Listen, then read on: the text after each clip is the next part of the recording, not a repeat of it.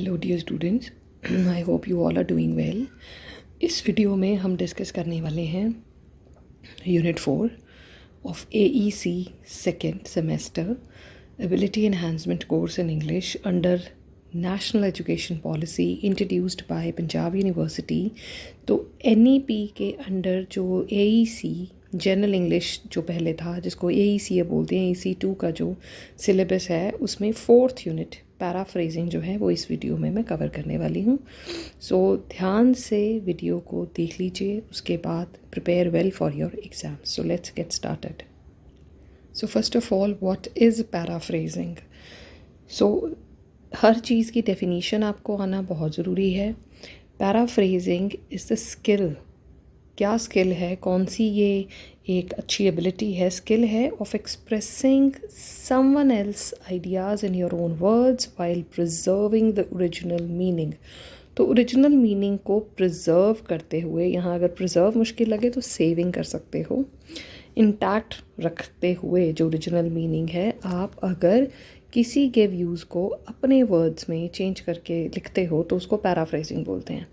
जैसे जो भी धार्मिक ग्रंथों में सूझबूझ दी गई है, विजडम दी गई है, जैसे मंदिर में जाते हो तो पंडित जी आपको समझाएंगे, गुरुद्वारे में जाते हो तो पाई जी बताते हैं, आपके टीचर्स आपको एक्सप्लेन करते हैं कि चैप्टर में क्या है। Everything is paraphrasing. Exact words में नहीं बताया जाता, आपको चेंज करके बताया जाता है। ऐसे ही आपके पेरेंट्स भी आपको बड़ी टफ़ कॉम्प्लेक्सिटीज़ जो होती हैं लाइफ की, उनको बड़े सिंपल शब्दों में बता देते हैं कि ये करना है, ये नहीं करना। तो पैराफ्रेजिंग। अब जो हाईलाइटेड पार्ट है, इतना भी लर्न कर लोगे, that is more than sufficient. ये अपनी बुक्स पे मार्क कर लेना। It is about truly understanding the content. तो सबसे पहले आपको कंटेंट को समझना है, और यही चीज़ें बार बार रिपीट होएंगी कि अगर प्रोसेस है तो सबसे पहले भाई कंटेंट समझना है। जहाँ से इस बुक के टॉपिक शुरू होते हैं टिल द एंड, जो सबसे इम्पॉर्टेंट चीज़ है ना, वो क्लोज रीडिंग ही है। आपको सबसे पहले कंटेंट को ही समझना है। सो सबसे पहले understanding the content, then reshaping it in new way. फिर आपको उसको रीशेप करना है एक अच्छे तरीके से। Paraphrasing helps us to demonstrate our understanding. तो आपको फ़ायदा क्या होता है पैराफ्रेजिंग से? आप हेल्प्स अस शो, डेमोन्स्ट्रेट का मतलब होता है शो या प्रेजेंट करना। आप अपनी अंडरस्टैंडिंग को शो कर सकते हो, प्रेजेंट कर सकते हो। और क्या होता है इससे? अवॉइड प्लेजुलिज्म। प्लेजुलिज्म का मतलब एकेडमिक नकल, कॉपी करना। किसी और ने किताब लिखी है, मैंने वो कॉपी करे, वर्ड्स अपने नाम से छाप दिए, वो है प्लेजुलिज्म। तो पैराफ्रेजिंग से आप अगर करते हो तो आप इससे प्लेजुलिज्म से बच जाते हो। And communicate more clearly and naturally. और इसके साथ होता क्या है कि आप बहुत ज़्यादा क्लियरली और नेचुरली कम्युनिकेट कर पाते हो पैराफ्रेजिंग के साथ। So whether you are a student, researcher और writer, mastering paraphrasing can greatly enhance the quality and originality of your work. तो आप चाहे स्टूडेंट हैं, रिसर्चर हैं, टीचर हैं, अगर आपको पैराफ्रेजिंग आती है तो आप अपने कंटेंट को, अपने वर्क को ओरिजिनलिटी दे सकते हो। हर टीचर किताब में से कोई चीज़, अब मैं व्हाट आई एम डूइंग, एक बुक में कुछ पार्ट दिया हुआ है, I am reading it but I am explaining it in my own ways. That paraphrasing is when you express the sentiments given in a book by an author in your own words, that is paraphrasing. तो मैंने ये आपको paraphrasing का meaning भी paraphrasing में ही समझाया कि किसी और का लिखा हुआ जब आप अपने शब्दों में सिंपल करके लिखेंगे या किसी को बताएंगे, वो पैराफ्रेजिंग है। That's it. अब इसकी इम्पोर्टेंस क्या है, क्यों ज़रूरी है पैराफ्रेजिंग? यही चीज़ें बेटा बार बार रिपीट होनी है। पैराफ्रेजिंग मैटर्स, बहुत मैटर करती है, क्योंकि it is a powerful tool. ये एक बड़ा ही पावरफुल टूल है that helps us understand, communicate and learn better. आप अच्छे से लर्न करते हो, कम्युनिकेट करते हो, समझते हो पैराफ्रेजिंग से। क्योंकि मैं तभी कोई चीज़ किसी और को बता पाऊँगी जब मुझे अच्छे से उसकी समझ है। अगर मुझे ही नहीं आती तो मैं पैराफ्रेजिंग कैसे कर लूँगी? In simple words, paraphrasing is when you take someone else's ideas or words and rephrase them in your own way, keeping the original meaning, original meaning को संभालते हुए, रखते हुए, but changing the exact wording। आप wording को change कर दोगे, लेकिन बाकी आप सब जो मीनिंग है वो चेंज नहीं करेंगे। जैसे एक सिंपल सा वर्ड है, अगर मैं कहूँ आई लाइक ऑनेस्ट पीपल, मुझे ईमानदार लोग पसंद हैं, हर किसी को पसंद है। अब मुझे इसको पैराफ्रेज करना है, इसको चेंज करना, मैं कहूँगी I appreciate honesty in people, मुझे लोगों में ईमानदारी की मैं प्रशंसा करती हूँ, राइट। तो ये पैराफ्रेजिंग हो गई। तो ऐसे ही जैसे I have booked my seat, right, I have booked, मैंने यहाँ वर्ब यूज़ किया है, मैंने अपनी सीट बुक कर ली है। I am looking for booking a seat, तो बात वही है कि मैं ढूंढ रही हूँ कि मैं कैसे कर दूँ। या आई am done with the booking of seat, I have booked my seat, I am done with the booking of seat, है ना। तो मैंने एक वर्ड उसको सिर्फ नाउन से वर्ब चेंज किया, मैंने लाइन बदल दी। This is how it has to be done. फिर आ गया इट, यहाँ आई को आपने कर लेना है कैपिटल, ये आई को कैपिटल कर लेना। इट हेल्प्स इन कर सकते हो आप, it helps in deepening understanding और इट हेल्प्स इन अंडरस्टैंडिंग। इन अगर लगाना है, नहीं तो एज इट इज़ ठीक है ये line. It helps deepen understanding, avoids plagiarism and improves communication, right. तो अगर इनको आप पैराफ्रेज करना चाहो, किसी भी लाइन में आपको डिफ़िकल्टी लगती है, you can comment in the comment section और लाइन चेंज करके दे दूँगी, नहीं तो आप अपने हिसाब से भी लाइन्स को चेंज कर सकते हो। फिर आ गया पैराफ्रेजिंग इम्पॉर्टेंट है क्यों, ये ऊपर भी यही बताया, यहाँ नीचे एक्सप्लेन किया हुआ। सबसे पहले helps with understanding and learning. तो when you paraphrase you are forced to process the information. जब आप पैराफ्रेज करते हो ना, तब आपको करनी पड़ती है इंफॉर्मेशन प्रोसेस, और उससे होता क्या है, आप फिर ओरिजिनल सोचते हो। किसी का आइडिया है लेकिन वर्ड तो आपके हैं, तो सेम वर्ड्स ना यूज़ करो, नए वर्ड्स यूज़ करो, तो आपकी ओरिजिनलिटी, आपकी कम्युनिकेशन, आपकी अंडरस्टैंडिंग सब इम्प्रूव होती है इससे। So in your own words, this active process makes you think carefully about what the information really means, helping you grasp and remember it better. तो आप इतना भी लर्न कर सकते हो, बहुत है एक एक दो दो लाइंस में एक्सप्लेनेशन, क्योंकि पेपर में मैक्सिमम 5 से 6 नंबर का ही एक क्वेश्चन आएगा आपको। आप जितना इसको ब्यूटीफुली प्रेजेंट कर पाओ पेपर में, उतना अच्छा होगा। जैसे डायग्राम्स ड्रॉ करके, फ्लो चार्ट्स बना के, बहुत अच्छा लगेगा। और अगर आपने एग्जांपल्स देनी है तो दे सकते हो। ये रही example. For example, if you read a complex science concept and try to paraphrase it, you are breaking it down, which makes it easier to understand and remember in the long run. तो example देनी है दे दीजिए, नहीं तो heading को explain करना is sufficient. फिर ये हमने 2 बार पढ़ चुके हैं हम कि avoid plagiarism. Paraphrasing is a crucial tool कह सकते हो, या paraphrasing is crucial for ethical writing and academic honesty. Plagiarism happens when you copy someone else's ideas or words or ideas without giving them credit. तो बिना उनको credit दिए अगर use करते हो तो वो प्लेजरिज्म है, लेकिन अगर आपने पैराफ्रेज कर दिया तो वो प्लेजरिज्म नहीं होता। So by paraphrasing correctly and giving credit to the original author, you can use others' ideas without copying them. तो एग्जाम्पल नहीं लिखनी, नहीं लिखो, इतना बहुत है, यहाँ तक बहुत है। तो मतलब क्या हुआ यहाँ भी कि हम ये बताना चाह रहे हैं कि कॉपी नहीं करना, वर्ड्स को बदल दोगे तो वो आपकी इज़्ज़त रह जाएगी, आपको कोई कॉपी कैट नहीं बोलेगा। इसके बाद ये पॉइंट हम पहले भी पढ़ चुके हैं, enhances communication skills. Being able to paraphrase well can improve your ability to communicate effectively.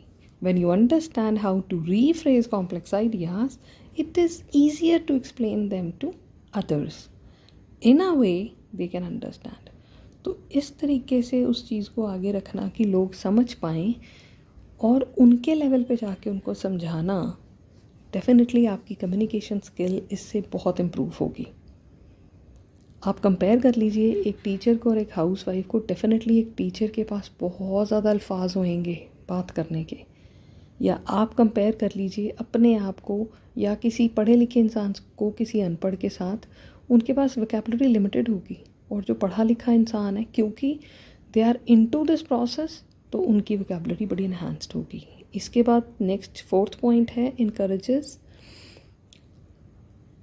Writing quality. अब जब आपकी ओरिजिनल थिंकिंग हो गई, आप बोल रहे हो, उसके साथ साथ आप लिख भी तो रहे हो, तो paraphrasing can make your writing more interesting and less repetitive. क्यों? क्योंकि आपने नए नए वर्ड्स के बारे में सोचा, आपकी कम्युनिकेशन इम्प्रूव होगी, आपकी बातचीत इम्प्रूव होगी, आपकी लैंग्वेज इम्प्रूव हो रही है, तो आपकी राइटिंग स्किल्स भी इम्प्रूव होगी, तो राइटिंग क्वालिटी इम्प्रूव हो जाएगी। Instead of using same phrases over and over, you learn to switch up your language and style. आप switch up करते हो, आप switch up, आप improve, enhance करते हो. You learn to enhance and improve your language and style. This keeps readers engaged and shows them that you have a solid grasp of the topic. तो इतना style तक भी बहुत है ये, राइट? अब जब आपकी ओरिजिनल थिंकिंग है, आपकी कम्युनिकेशन इम्प्रूव हो गई, आपका राइटिंग क्वालिटी इम्प्रूव हो गई, तो इस सब से नेक्स्ट क्या होगा? Definitely 6th point, it will boost your confidence, आपका कॉन्फिडेंस बढ़ जाएगा। So when you get good at paraphrasing, या if you are good at paraphrasing, it boost your confidence as a writer and speaker. You feel more comfortable talking about complex topics because you know how to express. तो ये बहुत बड़ी बात है, आपको express करना आ जाता है. Them in ways that are understandable and fresh. तो आप फ्रेश तरीके से समझाने लग जाते हो लोगों को. अब ये 6 पॉइंट्स मोर देन सफिशेंट. इसके बाद एक इम्पॉर्टेंट आस्पेक्ट जो है वो है पैराफ्रेजिंग और समराइजिंग में डिफरेंस क्या है. How paraphrasing and summary are different. तो समरी का मतलब पता है, ये समरी का मतलब कट शॉर्ट करना, और पैराफ्रेजिंग का मतलब जो है जैसे है उसको कट शॉर्ट नहीं करना, डिफरेंट वर्ड्स में एक्सप्लेन करना. तो डेफिनेशन देखिए, पैराफ्रेजिंग का मतलब है री writing a text in your own words without changing it's meaning. और यहाँ है giving a brief overview of the main points. Summary में सिर्फ मेन पॉइंट्स होंगे, लेकिन पैराफ्रेजिंग में सारा ही होगा. लेंथ की बात करें तो पैराफ्रेजिंग में लेंथ ओरिजिनल के बराबर की होगी, यूजुअली सिमिलर इन लेंथ. यहाँ पे शॉर्टर होएगी, समरी हमेशा शॉर्ट होती है. फोकस किस पे होगा? इधर रीफ्रेजिंग पे ही फोकस होगा, इधर मेन पॉइंट्स पे फोकस होगा. उधर सिर्फ हमने लैंग्वेज चेंज करनी है और इधर फालतू नहीं बताना, सिर्फ टू द पॉइंट बताना. फिर आ गया पर्पस. पर्पस क्या है पैराफ्रेजिंग का? ओरिजिनल को सिंपल करना. इधर क्या है? टू कंडेंस, कम करना, निचोड़ ही देना है, सिर्फ बहुत स्क्वीज़ करना इन्फॉर्मेशन को. यहाँ कहाँ काम आता है ये यूज़? क्या है इसका? टू एक्सप्लेन और रीस्टेट. ये आता है ओवरव्यू देने के काम, ये आता है एक्सप्लेन करने के काम. ओरिजिनलिटी किस में है? यहाँ पे न्यू वर्ड्स यूज़ होते हैं और ओरिजिनल मीनिंग जो है उसको संभाल के रखते हैं. यहाँ पे फ्यूअर वर्ड्स यूज़ होते हैं और कोर मीनिंग निकालते हैं, मतलब उसी टेक्स्ट के कुछ वर्ड्स के साथ हेर फेर करके सामने रख दिया जाता है, लेकिन यहाँ पे सब कुछ नए तरीके से दिया जाता है. अब इसके बाद स्ट्रैटेजीज़ कौन कौन सी होनी चाहिए, पैराफ्रेजिंग इफ़ेक्टिव कब होगी, कैसे होगी?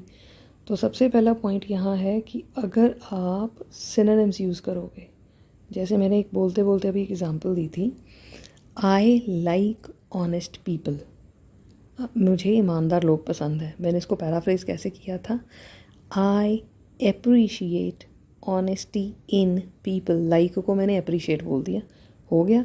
सिनोनिम्स मतलब सिमिलर मीनिंग के वर्ड्स को यूज़ करना. तो ये पहला दाव पेच है पैराफ्रेजिंग करने का. All right, so first is use synonyms. एक एग्जाम्पल यहाँ इन्होंने करके भी बताई है, वो यहाँ तक कर लोगे तो बहुत है. One common approach is to substitute words with synonyms. For example, change rapid growth to fast expansion. या जो मैंने बोली है अभी example, I like honest people, I appreciate के स्पेलिंग डिफ़िकल्ट लगेंगे तो I admire honesty in people. ये कर सकते हो आप. दूसरा पॉइंट क्या है इसमें? पहले तो आपने वर्ड्स चेंज करे, यूज सिनोनिम्स. फिर है चेंज सेंटेंस स्ट्रक्चर. आप सेंटेंस का स्ट्रक्चर चेंज कर सकते हो. जैसे I have booked my seat right in the train. और दूसरा आप कह सकते हो I am done with the booking of seat in the train, right. तो आप सेंटेंस का स्ट्रक्चर बदल दो। I like sweets, sweets are liked by me, right. तो ऐसे करके आप सेंटेंस का स्ट्रक्चर बदल सकते हो। जितने ईजी एग्जाम्पल्स दिमाग में रखोगे, जितने ईजी तरीके से पेपर में एक्सप्लेन करके आओगे, उतने नंबर ज़्यादा आएंगे। थर्ड पॉइंट क्या है, ब्रेक डाउन कॉम्प्लेक्स आइडियाज़। तो if the source sentence is complex, try breaking it into simpler sentences. This approach helps maintain accuracy while making the information clearer. तो अगर आपको ये एग्जांपल्स ऐसे देनी है आप दे सकते हैं, नहीं तो आप सिंपल भी बात करो कि बड़े सेंटेंस को छोटे सेंटेंसेस में ब्रेक अप कर लो, राइट। आज तक कोई ऐसे अगर लर्न किया है, कुछ भी कोई भी एग्जांपल आप दे सकते हो कि ये टफ सेंटेंस है, इसको सिंपली ऐसे करके लिखना है। फिर आ गया use different parts of speech. Parts of speech का मतलब ये एग्जांपल अगर देनी है तो it's well and good. Convert nouns into verbs, जैसे मैंने किया अभी, I booked and I am done with booking, right. So adjectives into adverbs to change the sentence structure without altering meaning. तो ये एक एग्जांपल ठीक लग रही है मुझे। The improvement in test scores was remarkable.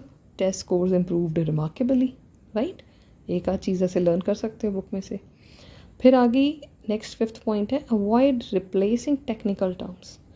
Technical terms original वैसे होंगी तभी समझ में आएंगी, उनके साथ ज़्यादा छेड़छाड़ करोगे तो नहीं। अब एटीएम को अगर आप कुछ और कह दो, फिल्म्स को अगर आप चलचित्र कह दो, मोबाइल फ़ोन को अगर आप कोई और इसको डिवाइस यंत्र कह दो, पीपल विल नॉट अंडरस्टैंड। तो टेक्निकल टर्म्स को एज इट इज़ रखना है, अवॉइड रिप्लेसिंग टेक्निकल टर्म्स।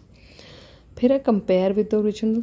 तो जब भी after you are done, check your version against the original to ensure it is different enough but still accurately represents the main ideas. तो once you are done with the paraphrasing, compare it with the original text or original content, full stop लगा सकते हो यहाँ पे। make sure that your paraphrased content is original and it does not change the meaning, right? वो meaning change नहीं कर रहा, वो original है, yet it is different from the original text। Different भी रखना है, मीनिंग सेम रखना है, और कॉपी केस नहीं होना चाहिए उसमें, राइट। अब इसी के साथ अगर हम बात करें, कंपेयर हो गया ओरिजिनल के साथ, सबसे इम्पॉर्टेंट सेवन्थ पॉइंट। तो 7 पॉइंट्स हैं यहाँ पे, कोई एक आध छूट भी गया तो it is completely okay, 6 learn कर लेना। Paraphrasing gets easier with practice. भाई प्रैक्टिस हर चीज़ में इंडिस्पेंसिबल है, प्रैक्टिस के बिना कुछ भी नहीं होता। खाना बनाने से लेके अपने आप को सजाने से लेके पढ़ने पढ़ाने, हर किसी चीज़ में, हर किसी काम में practice is must. So paraphrasing gets easier with practice. Try paraphrasing short passages often to get better at it. तो अगर पेपर में भी कुछ आता है, और इसकी सबसे सिंपल एग्जांपल बताऊँ, आपने सबने बचपन में प्रेसी करी हुई है जूनियर क्लासेस में। Precis writing use to be paraphrasing, जिसमें ओरिजिनल टेक्स्ट जो पेपर में आता था उसको 1/3 करना होता था और आप वर्डिंग चेंज करते थे। अच्छा, उसके बाद अब पैराफ्रेजिंग का प्रोसेस क्या है, ये ना बड़ी सिंपल से टॉपिक्स हैं। पैराफ्रेजिंग का प्रोसेस क्या है, या पैराफ्रेजिंग प्रोसेस फेल कब होता है। तो यहाँ सबसे पहले read the original text carefully. बार बार जो भी कुछ आएगा ना, चाहे वो कॉम्प्रीहेंशन है, चाहे वो समरी है, चाहे वो चार्ट्स को इंटरप्रेट करना है, नेक्स्ट यूनिट जो है बेटा, हर किसी में ओरिजिनल टेक्स्ट, ओरिजिनल जो रीडिंग है ना, अंडरस्टैंडिंग है, वो मस्ट है, बेसिक है। So read the original passage multiple times until you understand it fully. तो जब तक आप अच्छे से समझ नहीं पाते, पढ़ो उसको। क्यों पढ़ो? To know the main idea and all the details. This step is crucial because you can not paraphrase something you don't understand. जब पता ही नहीं है, समझ ही नहीं आए, करोगे क्या?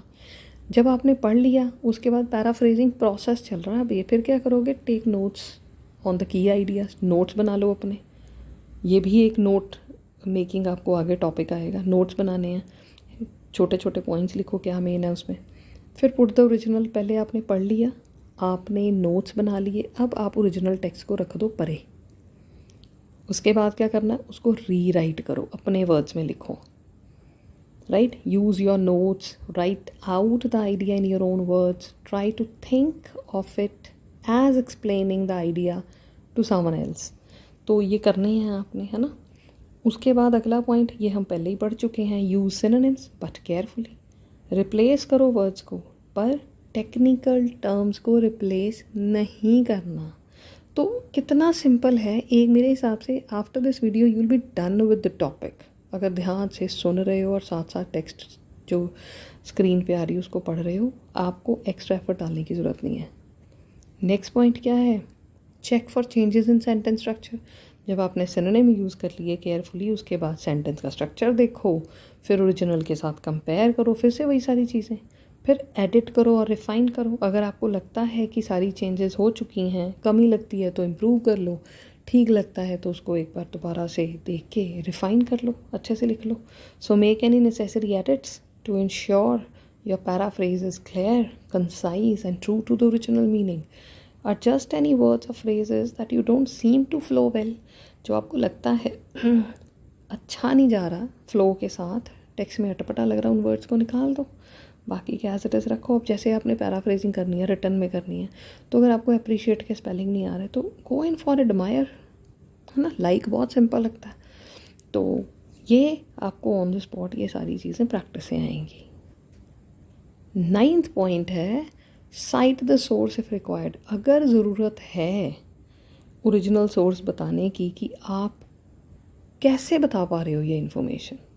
अब मान लीजिए ये अभी पीछे पहलगाम पे अटैक हुआ और मुझे कोई स्टेटमेंट देनी है, बेटा मैं बिना फैक्ट बिना लॉजिक के नहीं दे सकती। मैं फालतू में कोई एवं ही हवा में बात नहीं छोड़ सकती जिससे किसी भी इंसान को, किसी समुदाय को, किसी के सेंटिमेंट्स हर्ट हों, राइट। तो वहाँ पे अगर मुझे ये पता होगा कि मुझे ये इन्फॉर्मेशन इनपुट्स कहाँ से आए हैं, भाई मुझे इंडिया के न्यूज़पेपर्स में से मिले हैं या किसी यूट्यूब चैनल से, किसी ऑफिशियल साइट से, तो वहाँ वो चीज़ बतानी ज़रूरी है। तो अगर कोई सोर्स है उसको साइट ज़रूर करना है। अब नेक्स्ट बड़ा ही कॉमन और इजी वाला वर्जन आ गया टॉपिक का, कॉमन पैराफ्रेजिंग पिटफॉल्स क्या हैं, शॉर्ट कमिंग्स क्या हैं, कब आपकी पैराफ्रेजिंग अच्छी नहीं होगी।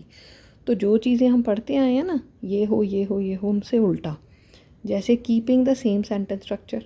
अगर आप सेम सेंटेंस स्ट्रक्चर रखोगे भाई किसी को कोई फ़र्क नहीं पड़ेगा, आपने पैराफ्रेज किया ही नहीं, फिर तो वो कॉपी हो गई, है ना। तो just changing a few words but leaving the sentence structure the same is not true paraphrasing. तो ज़्यादा डिटेल में जाने की ज़रूरत नहीं है, यहाँ आप थोड़े थोड़े एक्सप्लेनेशन के साथ अपना टॉपिक आगे रख सकते हो। फिर आ गया, हाँ एग्जाम्पल है तो उसी में कोई और एग्जाम्पल दे दो। जैसे आई लाइक ऑनेस्ट पीपल, आप उनको बोल दो ऑनेस्ट को, ऑनेस्ट ईमानदार होते हैं, है ना। आप उसको कुछ और वर्ड यूज़ कर लिया ऑनेस्टी की बजाय, आई लाइक जैसे एक्टिवनेस इन पीपल। तो ऑनेस्ट और एक्टिव का तो मीनिंग सेम हुआ ही नहीं ना। ऐसा कुछ एग्जाम्पल दे देना, जो पहले बताएंगे उन्हीं एग्जाम्पल में थोड़ी हेर फेर। फिर यूजिंग रॉन्ग सिनोनिम्स। अगर आपने सिनोनिम ही गलत यूज़ कर लिया, है ना, तो मतलब मीनिंग ही जिससे चेंज हो जाए। एक कमेंडेबल होता है, एक कंडेम्ड होता है। कंडेम्ड का मतलब किसी को बुरा कहना, क्रिटिसाइज़ करना। कमेंडेबल का मतलब अच्छा होता है। तो अगर आपको मीनिंग नहीं पता, आप गलत यूज़ कर लो, वो पूरा मुद्दा ही चेंज हो जाएगा, है ना। तो यूजिंग, अगर आप रॉन्ग सिनोनिम्स यूज़ करते हो। फिर कभी भी पैराफ्रेजिंग में आपको अपने अपने व्यूज़ नहीं देने होते, तो adding personal opinion is detrimental to paraphrasing. तो अगर आपने अपने वर्ड्स यूज़ कर लिए, this is not good paraphrasing.